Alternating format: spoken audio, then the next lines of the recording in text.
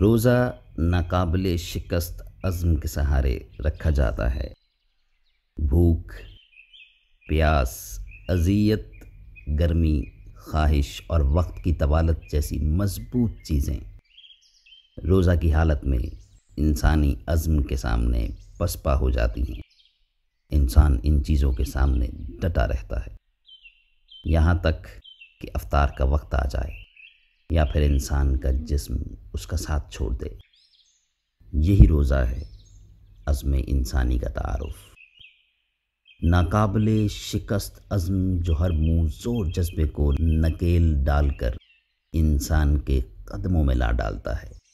یہ نہ ہو تو انسان جذبوں کا غلام بن کر شیطان کا بندہ بن جاتا ہے۔ جب ہوس کی بھوک، حرص کی تونس، لالچ کی پیاس، حرام کی چاٹ، گناہ کی لذت اور معصیت کا ذائقہ انسان کا روزہ اطاعت توڑنا چاہیں، یا پھر انسان کی عمر بھر کی ریاضت، بہکی ہوئی نظروں، ڈگمگاتے قدموں، بے لگام خواہشوں اور بدلحاظ رویوں کی نظر ہونے لگے تو یہ عزم انسانی ہی ہے جو ان اٹھتے طوفانوں کو روک دیتا ہے۔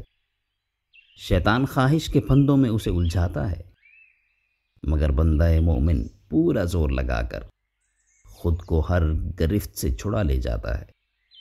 نفس جذبات کے جال میں اسے جکڑتا ہے، مگر مومن کا عزم صبر کی تلوار سے ہر جال کو کاٹ ڈالتا ہے۔ عزم انسانی ہی روزہ کی اساس ہے، جس کا مظاہرہ ہم میں سے ہر شخص روزہ رکھ کر کرتا ہے۔